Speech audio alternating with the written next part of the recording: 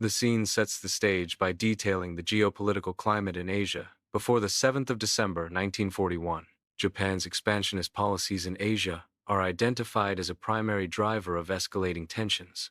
The United States responded to Japan's aggression with an oil and metal embargo. The embargo is presented as a critical factor that motivated Japan's attack on Pearl Harbor. These factors created a backdrop of conflict that culminated in the events at Pearl Harbor. The WWII was the Japanese carrier strike force. This simulation depicts the WWII's secret departure towards Hawaii. The deployment was characterized by strategic planning and operational secrecy. Secrecy was paramount to the success of the mission.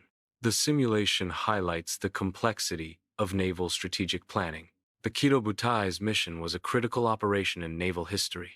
The simulation depicts a first-wave attack, commencing at approximately 7:55 a.m. The primary targets are key airfields. The objective is to cripple the U.S. Pacific Fleet's air power. The simulation includes the strafing of aircraft and represents the resulting damage to the aircraft. The second wave of the attack targeted Battleship Row in Pearl Harbor. The primary objective was to destroy or disable the U.S. battleships. The attack simulation shows explosions impacting the ships. The simulation also illustrates the extensive damage inflicted on the battleships. The attack resulted in the destruction of the USS Arizona and USS Oklahoma. Several other battleships sustained significant damage during the assault. The absence of U.S. aircraft carriers proved to be a critical factor in the extent of the damage. The harbor overview reveals widespread destruction and loss of naval assets. Damage assessment focused on the extent of destruction inflicted on key vessels and infrastructure. President Roosevelt delivered his Day of Infamy speech to Congress. The speech addressed the attack on Pearl Harbor and its implications. Following the speech, the U.S. Congress convened to consider a declaration of war.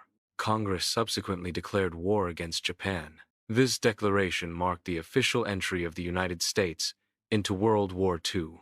The declaration of war leads to immediate and comprehensive mobilization. This mobilization encompasses the entire U.S. industrial complex. Factories and industries are repurposed for wartime production. Strategic focus shifts towards the Pacific theater. Resources and efforts are concentrated on military operations in the Pacific. The narrative shifts to future pivotal events in the Pacific theater. The Doolittle Raid is highlighted as a key upcoming operation.